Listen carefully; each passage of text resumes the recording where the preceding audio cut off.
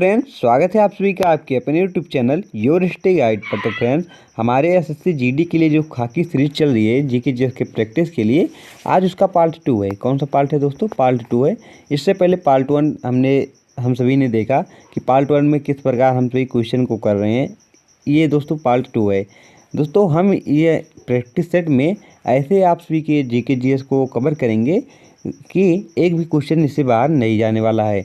अगर आप सभी को विश्वास ना हो तो आप हमारे चैनल पर जाकर एसएससी एमटीएस के प्रैक्टिस सेट को देख सकते हैं और वहाँ के क्वेश्चन को मैच कर सकते हैं। दोस्तों, जितने भी प्रैक्टिस सेट मैंने लिए हैं, अक्सर सभी क्वेश्चन एसएससी एमटीएस में दोस्तों जो पेपर चल रहा है उसमें पूछा गया है।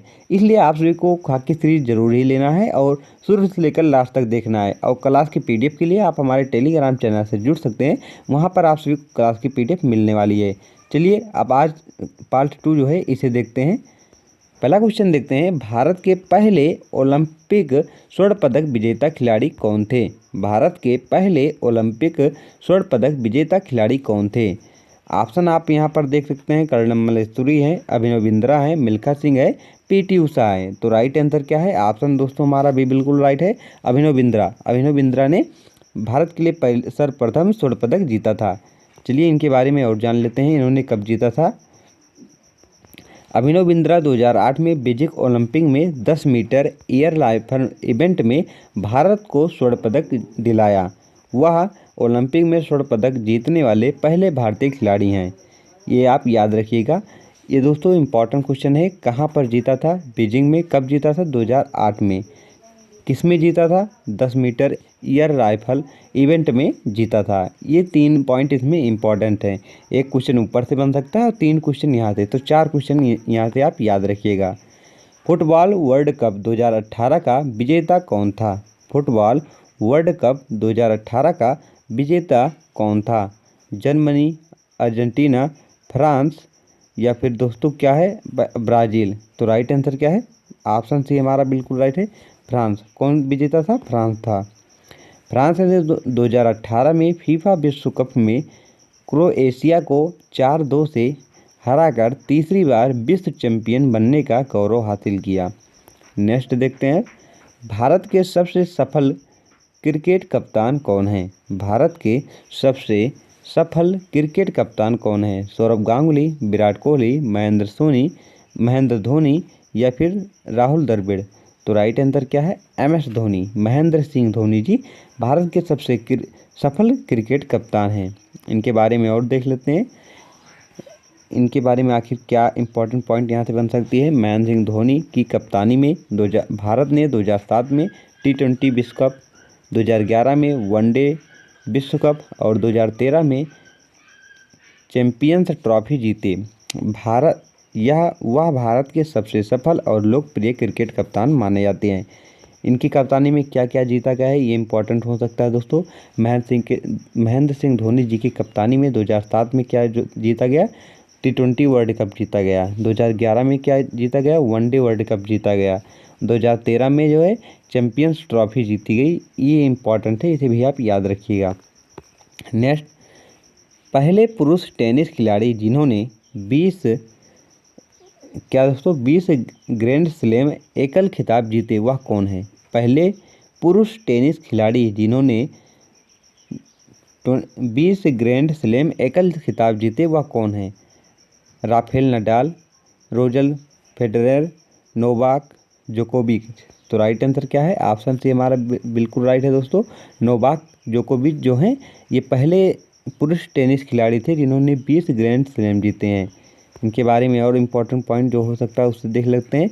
नोवाक जोकोविच ने 2021 में अपने 20वें ग्रैंड स्लैम एकल खिताब के साथ रिकॉर्ड बनाया। वह अब तक 23 ग्रैंड स्लैम जीत चुके हैं, जो एक पुरुष खिलाड़ी के लिए सर्वाधिक है। आगे देखते हैं, भारतीय महिला क्रिकेट टीम की कप्तान कौन है? भारतीय महिला क्रिकेट टीम की कप्तान कौन है? तो राइट आंसर क्या है फ्रेंड्स? ऑप्शन बी हमारा बिल्कुल राइट है, हरमनप्रीत। कौन है? हरमनप्रीत जो है भारतीय क्रिकेट महिला टीम की दोस्तों कप्तान है। यहाँ पर इनके बारे में और देख सकते हैं आप। हरमनप्रीत कौर भारतीय महिला क्रिकेट टीम की कप्तान हैं। उनकी कप्तानी में भारतीय टीम ने कई प्रमुख टूर्नामेंटों में अच्छा प्रदर्शन किया है, जैसे 2017 में महिला क्रिकेट विश्व कप के फाइनल में पहुंचना। आगे देखते हैं अब, भारतीय संविधान में पहला संशोधन कब हुआ था? भारतीय संविधान में पहला संशोधन कब हुआ था? तो राइट आंसर क्या है? ऑप्शन हमारा सी बिल्कुल राइट है, 1951 में। कब हुआ था? 1951 में भारतीय संविधान में पहला संशोधन हुआ था। भारतीय संविधान में पहला संशोधन 1951 में किया गया था। इसे संविधान अधिनियम 1951 कहा जाता है। इस संशोधन ने संविधान में कुछ मूल अधिकारों को सीमित किया और धार्मिक, जातीय और भाषाई आधार पर भेदभाव को समाप्त करने के लिए प्रावधान दिया गया। और दोस्तों, इसी संविधान संशोधन के द्वारा 9वीं अनुसूची जोड़ी गई थी, ये भी आप याद रखिएगा। 9वीं अनुसूची में क्या दर्शाया गया? पहले जो जमींदार प्रथा थी दोस्तों, जो जमीन किसानों की जमीन हड़प लेते थे, उसे समाप्त किया गया 9वीं अनुसूची जोड़कर, ये भी आप याद रखिएगा। नेक्स्ट देखते हैं, भारतीय संसद के दोनों सदनों की संयुक्त बैठक कब होती है? भारतीय संसद के दोनों सदनों की संयुक्त बैठक कब होती है? हर साल होती है जब दोनों सदनों में मतभेद होता है। हर 6 महीने में होती है जब राष्ट्रपति द्वारा आहूत किया जाता है। तो राइट आंसर क्या है दोस्तों? जब दोनों सदनों में जो है मतभेद होता है तब संयुक्त बैठक बुलाई जाती है। कौन बुलाता है? राष्ट्रपति बुलाता है। किस अनुच्छेद के तहत? अनुच्छेद 108 के तहत। किसके द्वारा? अनुच्छेद 108 के तहत राष्ट्रपति जो है संयुक्त बैठक बुला सकता है। इसकी अध्यक्षता कौन करता है, ये भी पूछा जा सकता है। तो लोकसभा अध्यक्ष जो हैं संयुक्त बैठक की अध्यक्षता करते हैं। नेक्स्ट देखते हैं,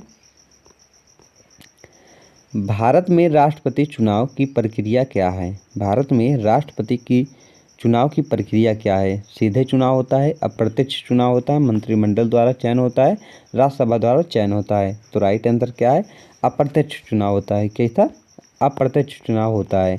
भारत में राष्ट्रपति का चुनाव अप्रत्यक्ष तरीके से होता है। यह चुनाव चुनावी कॉलेजों द्वारा किया जाता है, जिसमें राज्यों और केंद्र शासित प्रदेशों की निर्वाचित प्रतिनिधि, सांसद और विधायक मतदान करते हैं। ये भी आप याद रखें। नेक्स्ट देखते हैं, भारतीय संविधान में अनुच्छेद 370 किससे संबंधित है? भारतीय संविधान में अनुच्छेद 370 किससे संबंधित है? तो राइट आंसर क्या है? जम्मू और कश्मीर का विशेष दर्जा से यह संबंधित था। अनुच्छेद 370 जम्मू और कश्मीर को भारत के अन्य राज्यों से अलग एक विशेष दर्जा देता था। 5 अगस्त 2019 को इसे निष्प्रभावित कर दिया गया और जम्मू और कश्मीर का राज्य दर्जा समाप्त कर दिया गया। जो जम्मू और कश्मीर को विशेष का राज्य दर्जा मिला था, उसे कब समाप्त किया गया, ये क्वेश्चन बन सकता है। तो 5 अगस्त 2019 को समाप्त किया गया। फ्रेंड्स, आप सभी को वीडियो कैसा लग रहा है ये कमेंट बॉक्स में ज़रूर बताइएगा। अगर वीडियो पसंद आ रहा है तो चैनल को सब्सक्राइब जरूर करें। क्लास की PDF लिए टेलीग्राम चैनल से आप जुड़ सकते हैं। अगला क्वेश्चन देखते हैं, भारतीय संविधान में मूल अधिकारों की सूची कहाँ दी गई है? भारतीय संविधान में मूल अधिकारों की सूची कहाँ दी गई है? मोस्ट इंपॉर्टेंट क्वेश्चन है दोस्तों। SSC MTS के अक्सर कई शिफ्टों में यह क्वेश्चन पूछा गया। एक मूल अधिकार से क्वेश्चन आ रहा था, एक मौलिक कर्तव्य से क्वेश्चन आ रहा था। ये दोस्तों SSC के बहुत फेवरेट क्वेश्चन हो गए थे SSC MTS में, इसलिए आप इसे ध्यानपूर्वक देखिएगा। इसे दोबारा पूछे जाने की संभावना अधिक रहेगी। भारतीय संविधान में मूल अधिकारों की सूची कहाँ दी गई है? तो राइट आंसर क्या है? भाग 3 में। राइट आंसर ऑप्शन ए हमारा बिल्कुल राइट है, भाग 3 में दी गई है। भारतीय संविधान के भाग 3 में मूल अधिकार, इसे फंडामेंटल राइट्स कहते हैं, की सूची दी गई है। इसमें जीवन और स्वतंत्रता का अधिकार दोस्तों कितने, अब यहाँ पर आप सभी क्वेश्चन देख सकते हैं। यहाँ से 3-4 क्वेश्चन बनता है। आप सभी के इस क्वेश्चन में हम उस सारे क्वेश्चन को जो कवर करने वाले हैं, मतलब पहले पूछा जाएगा कि जो मूल अधिकार है या मौलिक अधिकार है, इसे किस देश से हमारे भारतीय संविधान में ग्रहण किया गया। तो राइट आंसर क्या है? USA से। कहाँ से लिया गया है? USA से जो है मूल अधिकार या मौलिक अधिकार हमारे भारतीय संविधान में ग्रहण किया गया है। पूछा जाएगा अब वर्तमान में कितने मौलिक अधिकार हमें प्राप्त हैं? तो 6 मौलिक अधिकार प्राप्त है। कितने? 6 मौलिक अधिकार प्राप्त थे। शुरुआत में हमें कितने मौलिक अधिकार प्राप्त थे? 7 मौलिक अधिकार प्राप्त थे। 7वां मौलिक अधिकार कौन सा था? तो संपत्ति का मौलिक अधिकार था। उसे कब समाप्त किया गया? तो 44वें संविधान संशोधन 1978 के द्वारा उसे समाप्त किया गया। किस अनुच्छेद के तहत उसे कानूनी अधिकार बनाया गया है? तो अनुच्छेद 301 के तहत उसे कानूनी अधिकार बनाया गया है। ये दोस्तों इससे बेसिक क्वेश्चन इतने पूछे जा रहे थे। अब देखते हैं कि हमें जो 6 मौलिक अधिकार प्राप्त हैं वो कौन कौन से हैं, इन्हें देख लेते हैं।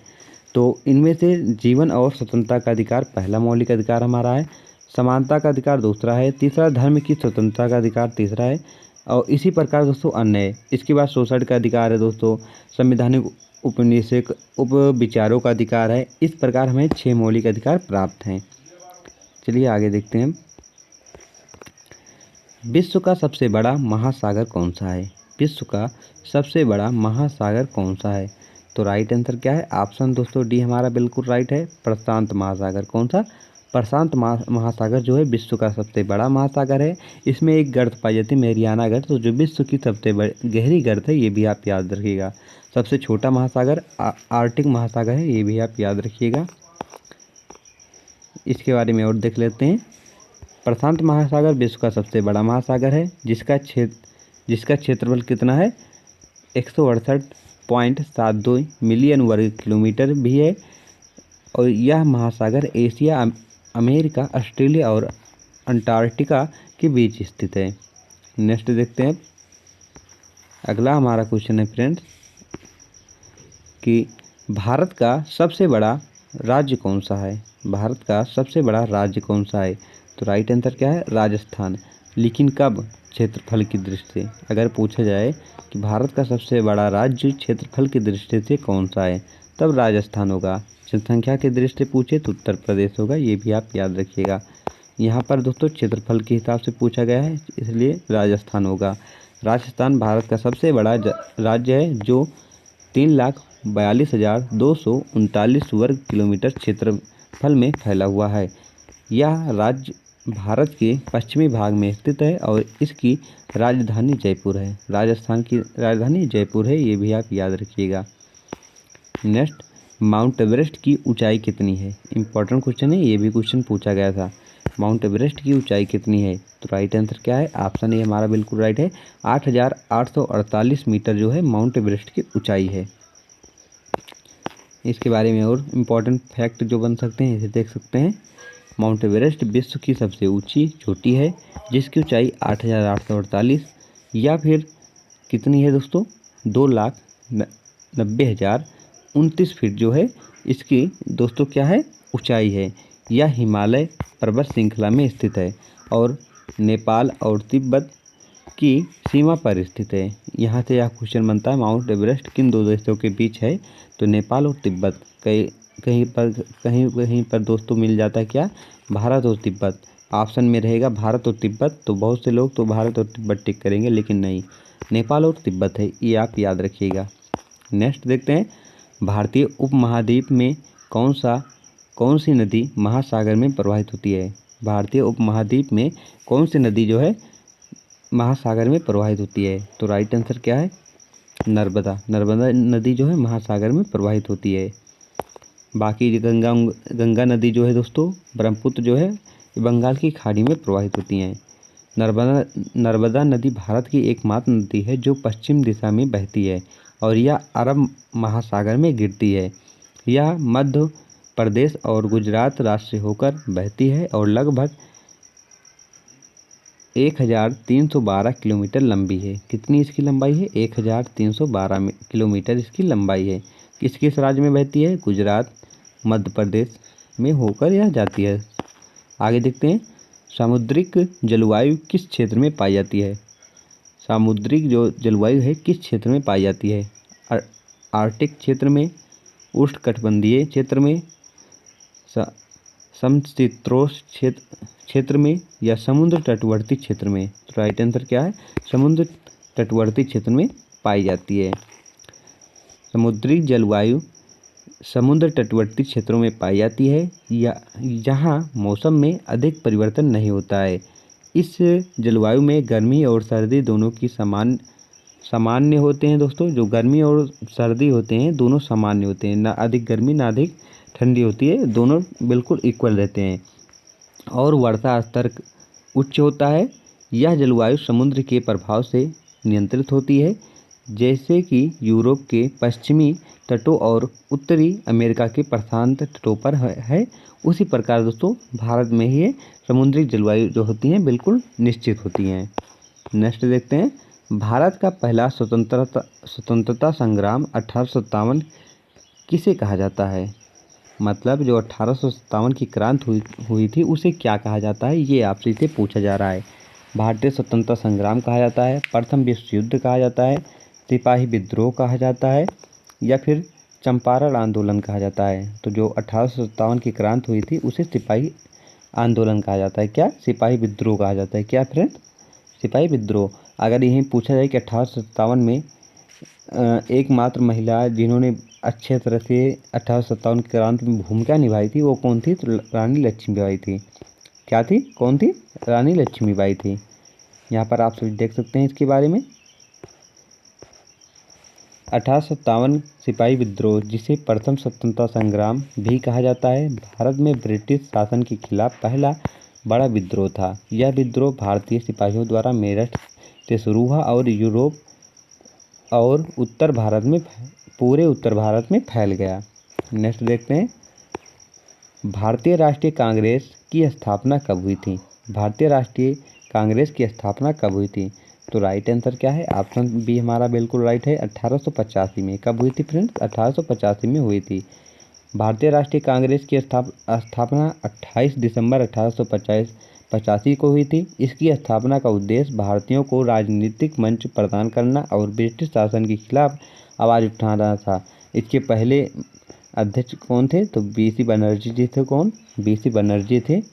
ये भी आप याद रखिए, इंपॉर्टेंट है, एसएससी एमटीएस में पूछा गया क्वेश्चन है। भारत के तो दोस्तों भारतीय राष्ट्रीय कांग्रेस के पहले अध्यक्ष कौन थे? तो बीसी बनर्जी जी थे। और पहला अगर अधिवेशन कहाँ पर हुआ था ये पूछा जाए तो मुंबई में हुआ था। महात्मा गांधी ने असहमति और अहिंसा के सिद्धांत को किस आंदोलन में लागू किया? महात्मा गांधी ने असहमति और अहिंसा के सिद्धांत को किस आंदोलन में लागू किया? चंपारण आंदोलन, असहमति आंदोलन, या असहमति संग्राम में, या फिर असहमति आंदोलन में? तो राइट आंसर क्या है दोस्तों? चंपारण आंदोलन में। किसमें? चंपारण आंदोलन में इन्होंने शुरुआत किया था इसका। महात्मा गांधी ने 1957 में चंपारण, जो बिहार में स्थित है, अपने पहले अहिंसक सत्याग्रह आंदोलन की शुरुआत की थी। यह आंदोलन नील किसानों के शोषण के खिलाफ था, जिसमें गांधी जी ने अहिंसा और असहमति के सिद्धांत को लागू किया था। नेक्स्ट क्वेश्चन, भारत का संविधान कब अपनाया गया था? भारत का संविधान कब अपनाया गया था? तो इसका राइट आंसर क्या है फ्रेंड? राइट आंसर है 26 नवंबर 1949 को। कब अपनाया गया था? 26 नवंबर 1949 को अपनाया गया था। अगर बात करें लागू कब किया गया था तो 26 जनवरी 1950 को लागू किया गया था। अपनाया कब गया था? 26 नवंबर 1949 को अपनाया गया था। भारत का संविधान 26 नवंबर 1949 को संविधान सभा द्वारा अपनाया गया था और यह 26 जनवरी 1950 को लागू हुआ। इस दिन को हम गणतंत्र दिवस के रूप में मनाते हैं। कब दोस्तों? 26 जनवरी को हम गणतंत्र दिवस के रूप में मनाते हैं। आज का हमारा लास्ट क्वेश्चन है, महात्मा गांधी ने नमक सत्याग्रह की शुरुआत कहाँ से की थी? महात्मा गांधी ने नमक सत्याग्रह की शुरुआत कहाँ से की थी? तो राइट आंसर क्या है? साबरमती आश्रम से। कहाँ पर से? साबरमती आश्रम से इन्होंने शुरुआत की थी। तो फ्रेंड्स आपसे कोई वीडियो कैसा लग रहा है कमेंट बॉक्स में ज़रूर बताएं। फ्रेंड्स मेरा ये वादा है, आप अगर खाकी सीरीज पूरी ले लेते हैं, जितनी भी खाकी सीरीज में प्रैक्टिस सेट होंगे, अगर आप पूरा ले लेते हैं तो आप सभी का एक भी जीके जीएस का क्वेश्चन इससे बाहर नहीं जाने वाला है। क्योंकि दोस्तों इतनी विश्वास से हम इसलिए कह रहे हैं क्योंकि मैंने अभी एसएससी एमटीएस में प्रैक्टिस सेट को कराया है। वहाँ पर मैंने देखा कि जो क्वेश्चन मैं करा रहा हूँ हूबहू वही क्वेश्चन मिल रहे हैं। अगर आप सभी को विश्वास नहीं हो रहा तो आप हमारे चैनल पर जाकर हमारे प्रैक्टिस सेट को देख सकते हैं और एसएससी एमटीएस में जो जीके जीएस पूछे गए उन्हें मैच कर सकते हैं। एक भी क्वेश्चन आप सभी को इधर उधर से नहीं मिलेंगे, बिल्कुल जो प्रैक्टिस सेट में कराए गए हैं वही क्वेश्चन मिल रहे हैं। इसलिए आप सभी को यह वीडियो शुरू से लेकर लास्ट तक देखना है और अपना फीडबैक भी कमेंट बॉक्स में बताना है कि आप सभी को वीडियो कैसा लग रहा है। अगर आप सभी को जीके जीएस की किसी भी पोर्शन में दिक्कत हो रही है तो उसे भी बताना है। उस पोर्शन से दोस्तों जितने रिलेटेड क्वेश्चन बन सकते हैं इंपॉर्टेंट, उन सभी को कराएंगे आप सभी के हम पूरी तरह हेल्प करेंगे। बस आपसे छोटी सी विनती है दोस्तों कि आप अगर चैनल पर नए हैं तो चैनल को सब्सक्राइब करें तथा अपने फ्रेंड के पास वीडियो को शेयर करें ताकि आपका अपना ये चैनल और आगे ग्रो कर सके। Thank for watching this video.